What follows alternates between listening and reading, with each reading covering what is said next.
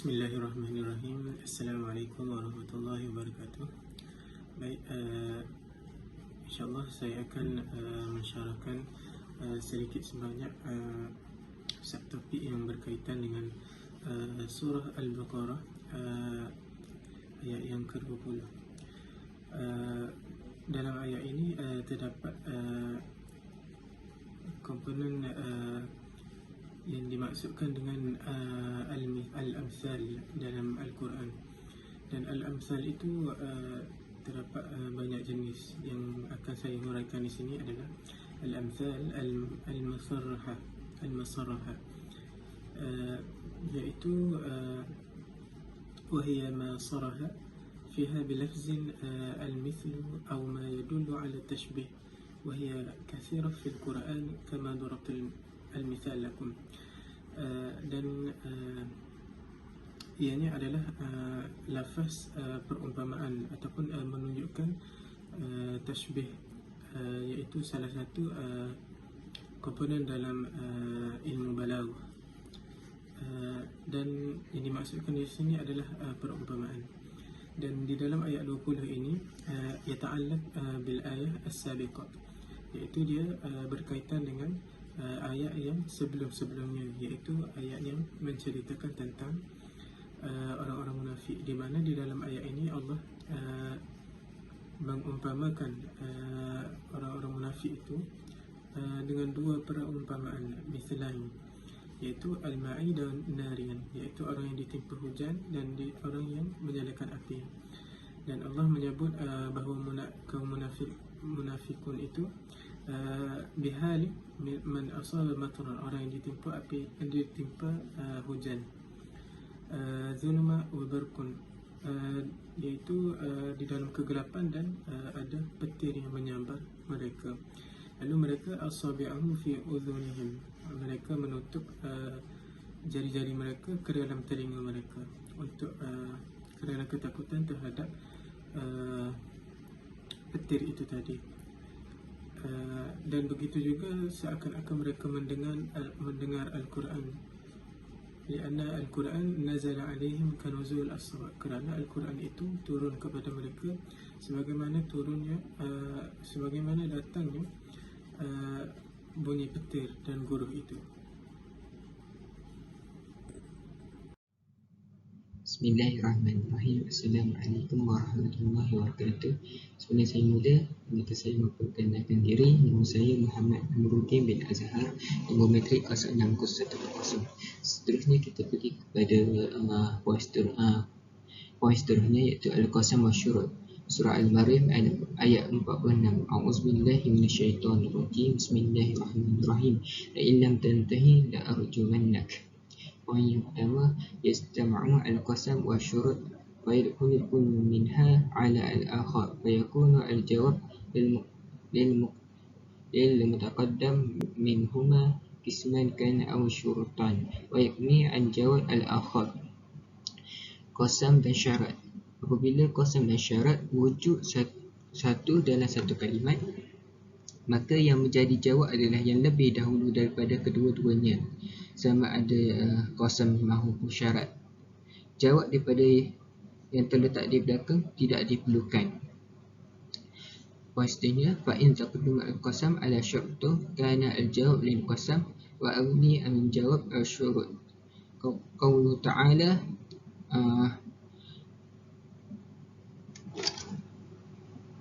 la in lam tantahi la arjumannak, Maryam ayat 46. Bila qasam melalui syarat, maka yang menjadi jawab adalah qasam, dan jawab syarat tidak diperlukan lagi. Dan poin yang ketiga, iaitu walam ad-dakhalah ala syarti laisat bilam jawab qasam. Dalam ayat ini, qasam dan syarat bersatu, sebab bunyi ialah demi Allah, jika kamu tidak berhenti. Lam yang masuk ke dalam syarat itu bukanlah lam.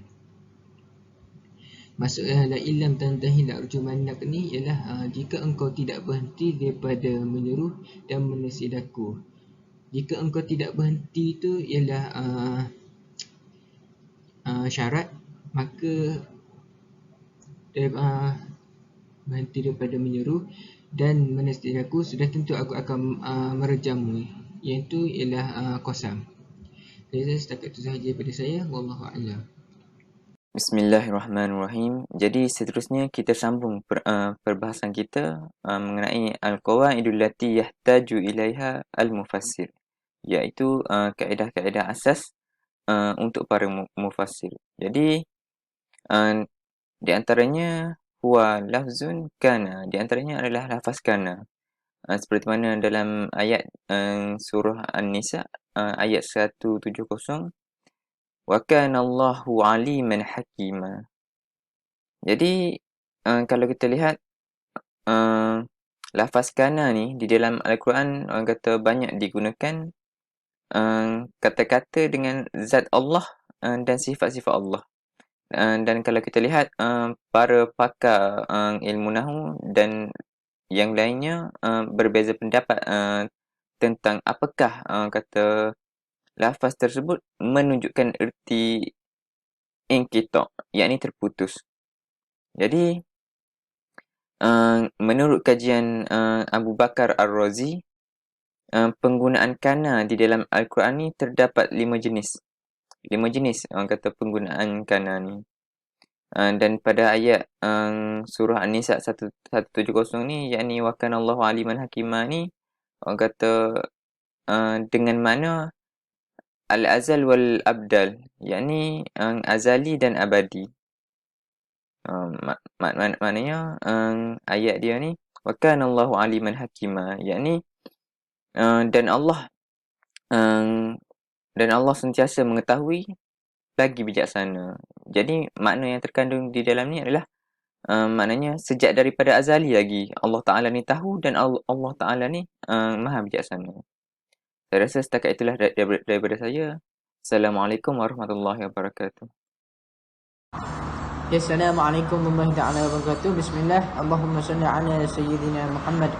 Ismi Muhammad Aziz bin Ismail. InsyaAllah kita lihat kepada surah Qaf ayat 15. A'udzubillahi minasyaitanir rajim. Afa'ayina bil khalqil awal bal hum fi labsin min khalqin jadid. Iaitu setelah mereka melihat dan memerhatikan makhluk-makhluk yang kami ciptakan itu, maka adakah kami ni telah lemah dengan ciptaan yang pertama itu sehingga kami tidak dapat mengadakannya semula?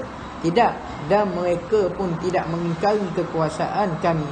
Bahkan mereka ni berada dalam keadaan keliru dan ragu-ragu tentang ciptaan makhluk-makhluk hidup semula dalam bentuk yang baharu. Jadi perkara ini adalah satu perdebatan dalam Al-Quran. Al-istidlalu bil ma'adil al-istidlalu bil mabda'i 'ala al-ma'ad, iaitu menuntut dalil dari mereka yang ingkar akan hari kebangkitan dengan kekuasaan Allah pada mula menciptakan. Jadi kita lihat kepada tafsirul mukhtasar insya-Allah berkenaan dengan surah ini, berkenaan dengan ayat ini. Afa ajizna an khalqikum, Allah Taala datangkan satu istifham majazi kepada bukan untuk menjawablah. Fa ajizna an khalqikum, adakah kami ini lemah dalam menciptakan kamu? Awwala marwatin, pada mula-mula kamu ini diciptakan, iaitu daripada gumpalan darah, tulang belulang, air mani dan sebagainya insya-Allah. Hatta na'jizu an ba'sikum, sehingga kamu ini menghukumkan kami ini bahawa lemah dalam menciptakan. Jadi buktinya Allah Ta'ala kata tidak, kami ini tidak lemah dalam menciptakan. Buktinya kamu sudah ada dalam dunia ini, kamu sudah ada, Allah Ta'ala telah ciptakan kamu tiada kepada ada. Balhum fihi wa min khalqin jadid ba'da khalqihim awal, bahkan mereka ni masih lagi berada dalam keadaan pening.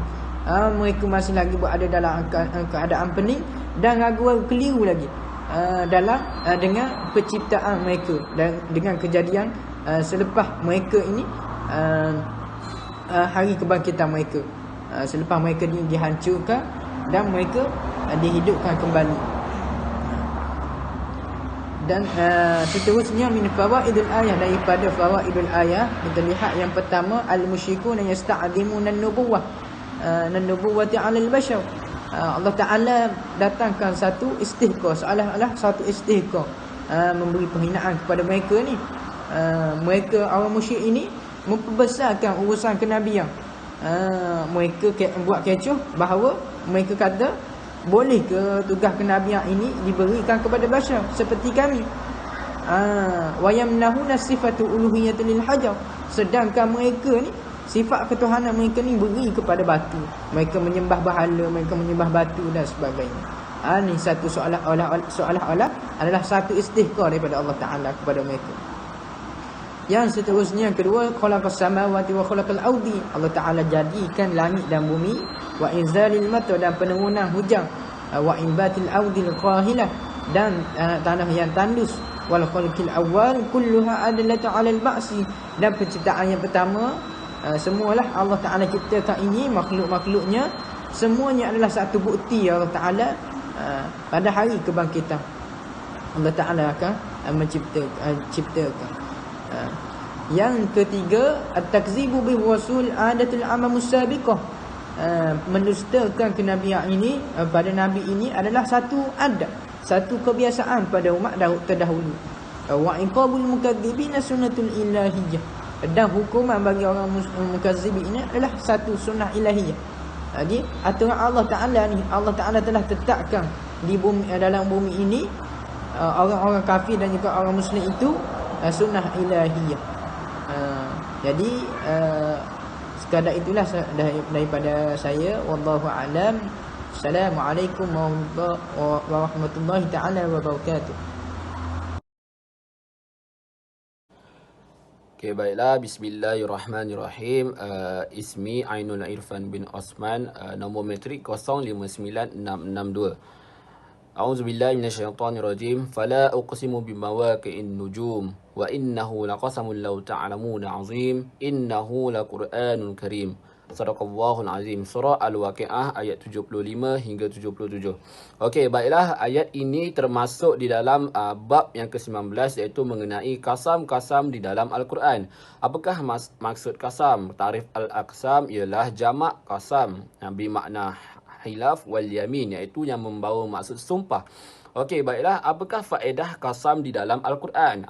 Antara faedahnya ialah kasam merupakan salah satu penguat perkataan yang masyhur untuk mengukuhkan kebenaran sesuatu di dalam jiwa. Al-Quran itu diturunkan seluruh manusia dan mempunyai sikap yang bermacam-macam terhadapnya.